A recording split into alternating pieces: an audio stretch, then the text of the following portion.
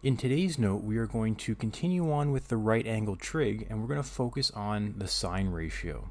So this is going to look very similar to the last note on the tangent ratio, and that is because when you're dealing with your right angle trig, the operations and the calculations are very similar. The only thing that's changing are the sides that you're using and the ratio. So it's going to look almost identical, and the same when we move on to the cosine ratio. Again, though, with the trigonometry, we're focusing on right angle triangles or 90-degree triangles. In this note or lesson, we're going to look at the sine ratio. Again, remember those three sides that we need to label are the hypotenuse, the adjacent, and the opposite.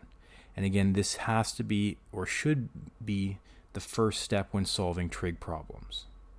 So I've already gone through and just filled this out. It's the exact same as the last note, so you can refer back to that or just pause the video quickly. But again, remember, hypotenuse is across from the 90-degree angle. Our theta is our unknown or given angle that we use as a reference angle. The adjacent is beside the reference angle, and the opposite is across from the reference angle or opposite the reference angle. Sine, or the sine ratio that we're looking at today, is slightly different than the tangent ratio, but it's the same idea. So sine of theta, and remember theta is just our angle, is equal to the opposite over hypotenuse. And again, remember opposite and hypotenuse, these are just going to represent side lengths. So almost again identical to the tangent ratio, except we're dealing with two different sides, and it's a different ratio.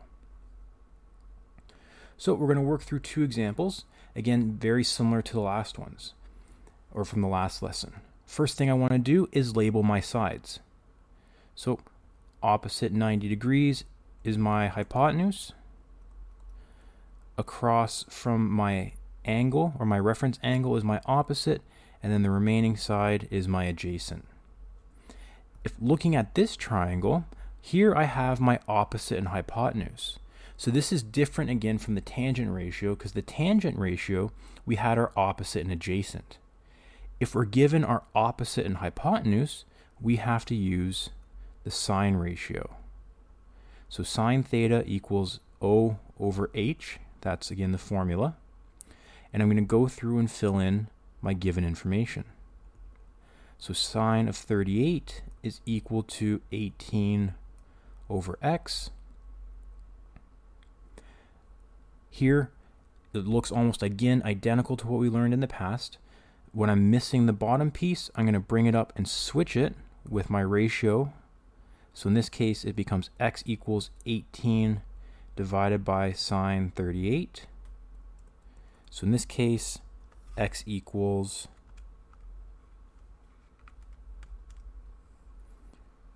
29.2. Again, a couple things to remember. First, or pretty much your calculator.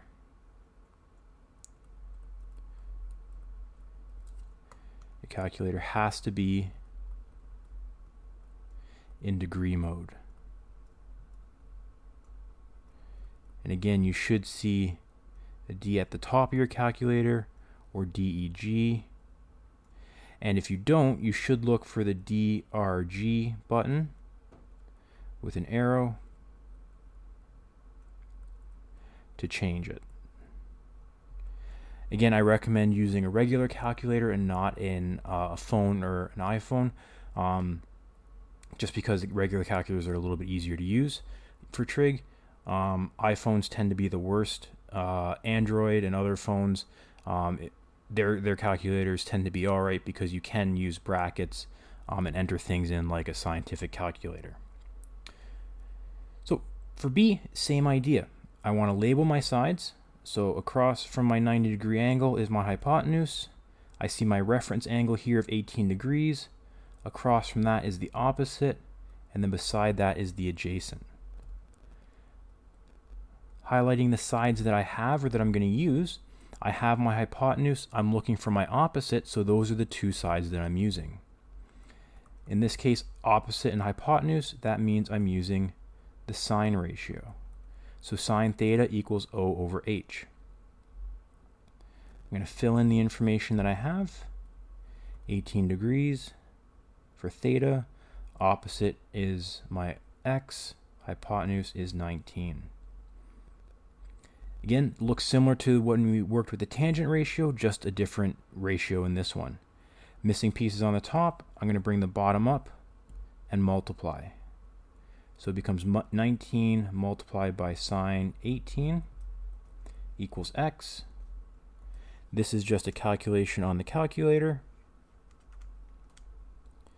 And I should get that missing side length is 5.87. So now what we're going to do is I want you to, again, on your own, try these next two examples. If you have to, you can refer back to A and B.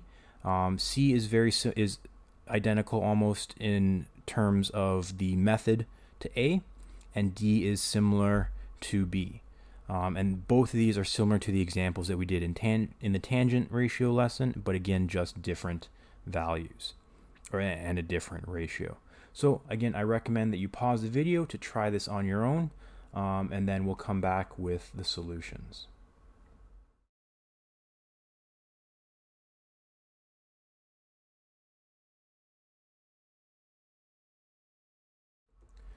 So coming back to our two examples, again, labeling all of our sides, we should recognize that we are using the sine law, or sine ratio, sorry, because we're dealing with our opposite and hypotenuse in both sides, or in both examples. C, we find that the missing piece is on the bottom, so again, following that same tip, same one as we had in the tangent ratio, when the missing piece is on the bottom, we switch and divide. So we switch the two and divide, and we should get a missing side length of 19.4. For D, again, you recognize that we use the sine ratio because we're dealing with the opposite and the hypotenuse. The missing piece is on the top, so again, that tip we bring up and multiply. And we should get a missing side length, or an unknown side length, of 10.8. So again, the tips are the exact same as the tangent ratio lesson, because again, those are the exact same types of scenarios that we're coming across. And it should look familiar, right? These calculations or operations should look familiar. The only difference is that we're using sine and we're dealing with the opposite and hypotenuse. Moving on to finding angles, again, almost identical to the tangent ratio lesson.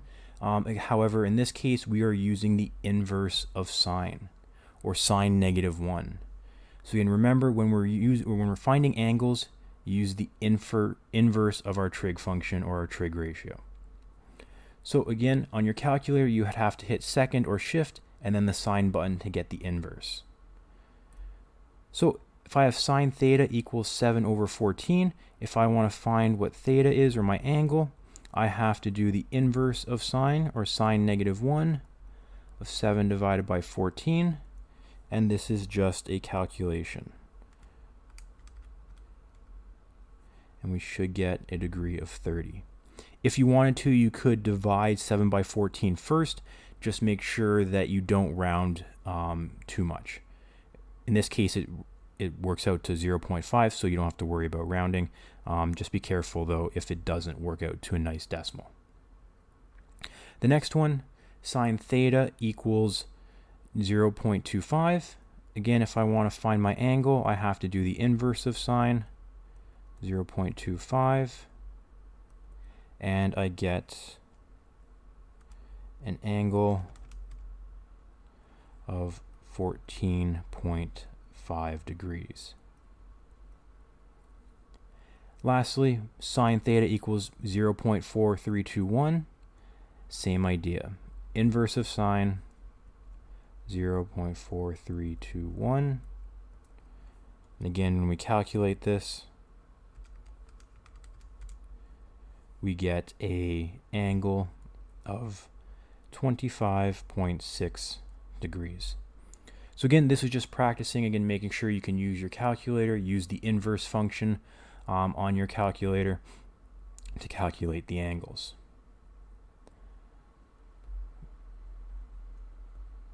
our last two examples are going to be, again, looking now at finding angles or missing angles using the triangle. So again, we want to label our sides to figure out what ratio we're using.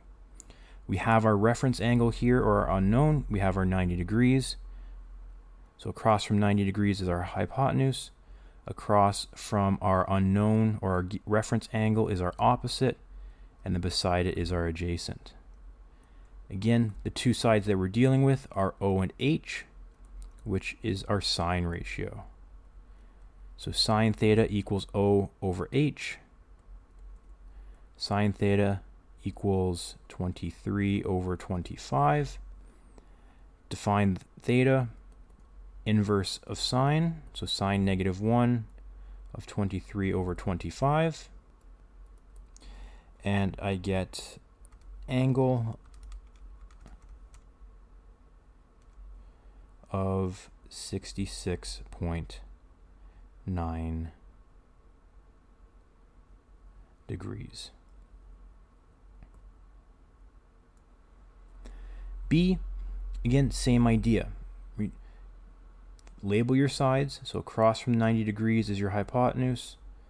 Opposite your angle, or across from your angle, is the opposite. Leaves the remaining side as the adjacent. We're dealing with O and H, which is our sine. So sine theta equals O over H. Sine theta is 4 over 5. Theta equals inverse of sine, or sine -1 of 4 over 5. And theta equals, then when we calculate,